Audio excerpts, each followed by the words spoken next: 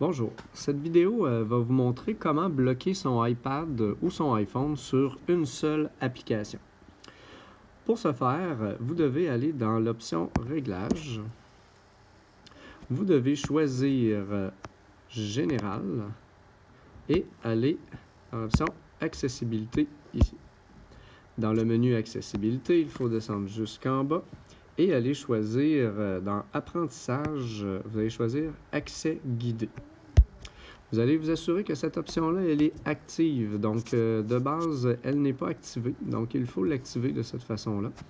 Et vous allez choisir Réglage des codes. Vous allez définir le code d'accès qui va vous permettre de sortir de l'application. Il faut le confirmer. Une fois que cette option-là est active et que le code a été déterminé, elle va fonctionner avec toutes les applications de votre iPad.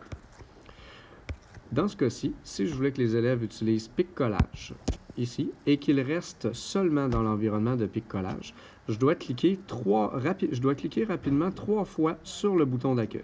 1, 2, 3. Et les options apparaissent dans le bas. Je veux, exemple, que le bouton physique, je veux que le bouton de mise en veille soit désactivé. C'est le bouton pour revenir à l'accueil. Je pourrais désactiver le bouton de volume aussi, mais je veux garder l'accès au clavier parce que les élèves vont en avoir besoin dans l'application, mais si ce n'était pas nécessaire, je pourrais aussi le désactiver. Une fois que ça c'est fait, en haut à droite, je vais choisir le début de l'accès guidé. Donc, les élèves peuvent avoir accès à l'application sans problème, mais s'ils voulaient sortir de l'application, je vais appuyer sur le bouton d'accueil. On me dit « Accès guidé est activé ». Donc, il faut cliquer 3 fois sur le bouton pour en sortir.